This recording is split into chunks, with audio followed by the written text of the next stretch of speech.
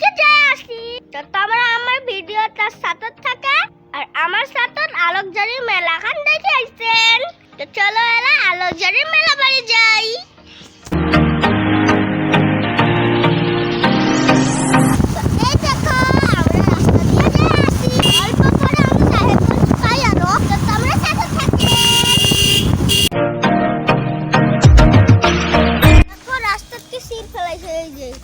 বাবা আগে আগে গেল, আমরা হাঁটি হাঁটি যাই আসি এলা সেই শীত।